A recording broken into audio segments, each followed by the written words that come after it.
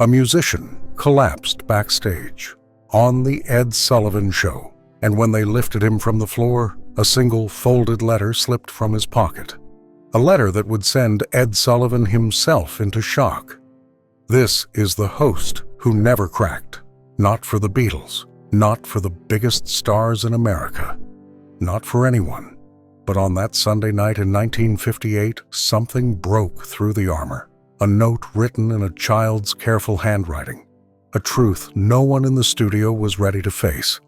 And a moment that stopped the most famous live show in the world cold.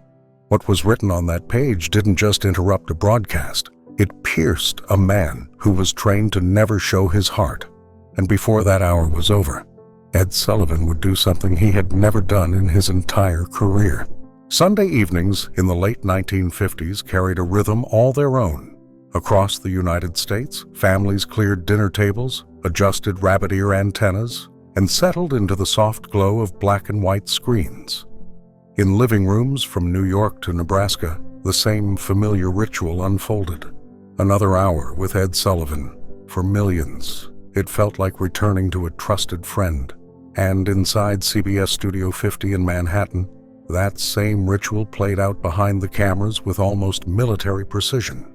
Technicians moved through the corridors with quiet certainty, each person performing a task repeated hundreds of times before.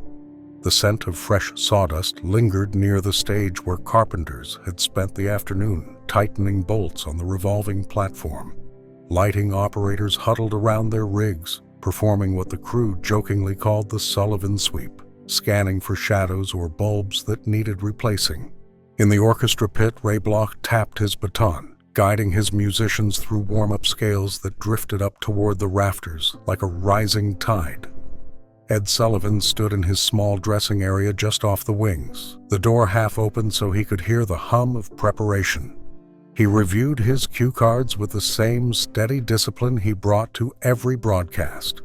A pen between his fingers, a slight lean forward, the careful narrowing of his eyes as he read. These were the gestures his staff knew as well as the outline of his face. They meant everything was under control. Tonight's lineup pleased him. There were 3 comedy acts, a vocal group out of Chicago, and a young jazz trumpeter named Samuel "Sammy" Tate.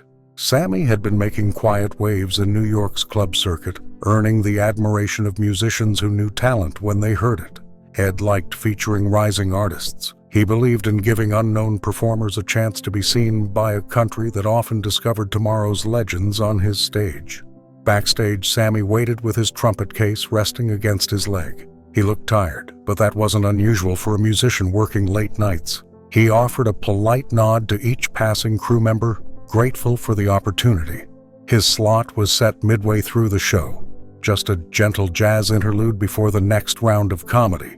The broadcast began with its usual smooth confidence. Applause broke perfectly on cue. The orchestra swelled at the right moments. Ed stepped into the spotlight, still as a stone, his voice steady and warm. Everything felt familiar, reliable, safe.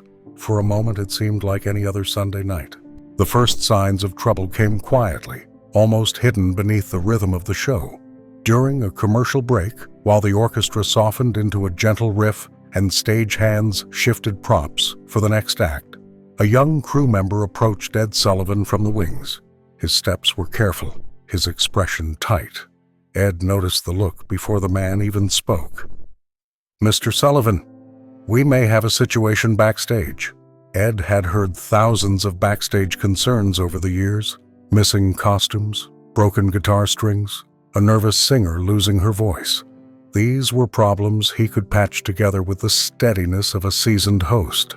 He gave a small nod, expecting something manageable, but the stagehand didn't step back. Instead, he leaned in, lowering his voice. "It's the trumpeter, Sammy Tate." He collapsed near the musician's entrance. The words settled heavily in Ed's mind. Collapse. Not fainted, not dizzy. Collapsed. Ed's first instinct, carved from years of live television, was to maintain calm. He told the stagehand to bring water, call the medic, keep the aisles clear. The show had to keep moving. Millions of viewers were waiting, and the next act was already preparing to step into the light. But the stagehand wasn't finished. When he fell, he added, something slipped out of his pocket. A letter. I think you should see it. Ed paused, just long enough for the orchestra's melody to fade into silence behind him. A letter? Performers carried sheet music, notes, maybe a telegram from an agent. But something about the crewman's tone unsettled him. He glanced at the clock. Less than a minute remained before he was expected to walk back to center stage. His cue cards were waiting. The audience was waiting. The nation was waiting. Still, something in the crewman's eyes, an urgency he couldn't dismiss, pulled Ed away from the comfort of his routine. He stepped out of the light and followed the young man down the narrow hallway behind the curtains. The floorboards creaked with each hurried step. The noise of the studio dimmed, replaced by the murmur of medics working quickly and quietly. Sammy Tate was sitting upright now, his back propped against a crate. His trumpet case lay open beside him, the polished brass reflecting the backstage bulbs. His breathing was shallow, his hands unsteady. On a nearby table rested a small envelope, its edges worn from being carried too long. The stagehand whispered, "This fell out when we helped him up." Ed reached for it without speaking. The paper felt warm in his hand. Ed Sullivan held the envelope gently, as if it might tear beneath his touch. It was small, worn at the corners, and folded twice with deliberate care. On the front, in a child's neat handwriting, were 7 simple words. To the man who gives people hope. No name, no address, only that quiet message, meant for someone unknown. He looked toward Sammy Tate. The trumpeter's eyes were half open now, unfocused but searching. A medic knelt beside him, checking his pulse, speaking in a calm voice that didn't match the tension in the room. Sammy tried to straighten, but the effort made his shoulders tremble. "Don't push yourself," the medic murmured. "You're exhausted, son. Let us help you breathe." Ed unfolded the letter. The paper gave a soft crackle, releasing the faint scent of pencil lead and something else. Maybe perfume, maybe the smell of a child's bedroom. He began reading silently, and the words settled heavily across his chest. "Dear Mr. Sullivan, my name is Lily Tate, and I am 8 years old. My daddy is Sammy. He is playing on your show so people can hear him and he can make more money. He works very late and he saved his money so I can have my medicine." The next line was underlined twice, the strokes uneven. "Please clap for him so he knows he did good." Ed's breath caught. The medic continued explaining Sammy's collapse without realizing the host was no longer listening. Lack of rest, not enough food, a chest cold that had lingered too long, the kind of strain a musician carried when every dollar mattered. Daddy said this is his big chance. He said this could help everything get better. Ed read the final line slowly, tracing each letter with his eyes. "I hope you like his music. Thank you for helping my daddy. Love, Lily." He folded the note carefully, pressing the creases as if protecting something fragile. He had read tragic letters before, notes from fans, from soldiers, from people facing hardships he could only imagine. But this one was different. It wasn't meant for him. It wasn't for the public. It was a child reaching through paper to steady the world of the only parent she had. The orchestra's distant cue signaled the end of the commercial break. Someone called Ed's name from the stage. He was expected to return in seconds, to stand perfectly still under the lights, to deliver the next introduction, as if nothing unusual had happened. But the weight of Lily Tate's letter pressed against his heart. The show was still moving, yet something inside Ed had already stopped. The murmur of the studio audience felt distant as Ed Sullivan stepped back toward the stage. His cue cards waited on their small stand, arranged in the familiar order he trusted week after week. The band was already poised for the next act, brass and woodwinds glinting beneath the lights. Everything about the moment signaled routine, everything except Ed's heartbeat, which carried the slow, heavy rhythm of a man who had just glimpsed a truth too human to ignore. He walked into the glow of the spotlight. Cameras rolled. An expectant hush filled the room. Normally he would offer a crisp introduction, perhaps a brief smile before guiding America into the next performance. But tonight, that practiced ease deserted him. He cleared his throat once, then again. For the first time in years, he hesitated. The bandmaster looked up, confused. Stagehands froze behind the curtains. A ripple passed through the front rows as viewers sensed something unusual.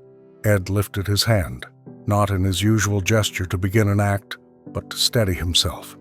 His fingers trembled. Those sitting closest to the stage could see it. His voice, when he finally spoke, carried a softness that surprised even him. "Ladies and gentlemen, before we continue tonight's program, I need to tell you something." The band lowered their instruments. The air tightened. "One of our performers fell ill backstage a few moments ago. A fine musician, a young man who came here tonight to share his talent with all of you." A murmur ran through the room, but Ed pressed on, his breath unsteady. When he was helped to his feet, a letter, a very personal letter, slipped from his pocket. He paused, swallowing hard. It was written by his 8-year-old daughter. He reached into his coat, pulling out Lily Tate's note with a care so deliberate that the cameras captured the trembling in his hand. He opened it slowly, as if honoring the child who had folded it. He began to read aloud. The first lines drifted across the studio like a fragile whisper. A daughter's hope, a father's struggle, the simple plea of a child asking strangers to clap for her daddy. By the second paragraph, Ed's voice wavered. By the third, it cracked. A man known for his iron composure, who had introduced presidents, welcomed legends, and weathered live mishaps without blinking, now stood before millions with tears gathering at the corners of his eyes. The studio went utterly still, and in that silence, the most unshakable host on American television finally broke. For a moment, the world inside Studio 50 seemed to stop breathing. Ed Sullivan stood motionless at center stage, the letter trembling in his hand, the spotlight catching the faint sheen in his eyes. He tried to speak again, but emotion overtook the words. The audience, stunned, waited in a silence so complete that even the orchestra dared not shift in their seats. Then, slowly, almost cautiously, applause began. A single pair of hands in the front row. Then another. Within seconds, the entire studio rose to its feet. They were no longer reacting as spectators watching a show. They were responding as human beings, witnessing a man reveal his heart. Ed lowered the letter and breathed in a long, steadying breath. When he spoke, his voice was softer than ever heard on his program. This young man, backstage. He came here tonight not just to play. He came because he needed hope, and because someone very small believed in him. With a subtle nod to the stage manager, Ed gestured toward the wings. 2 crew members stepped forward, guiding Sammy Tate into the light. He was fragile, his shoulders slumped, his breathing shallow, but he stood. The applause surged into something thunderous, a wave of warmth that washed over the room. Sammy's eyes shone as he tried to take it in, humbled and overwhelmed. Ed placed a steady hand on his back, a gesture of pure reassurance. "We take care of our own," he said, his voice filled with quiet conviction. It was not a line from the show. It was not rehearsed. It rose from a place deeper than performance. Sammy managed a faint smile and lifted his hand in thanks, but it trembled too much to stay raised.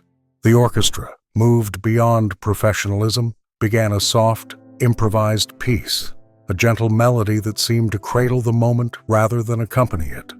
Phones at CBS rang for hours.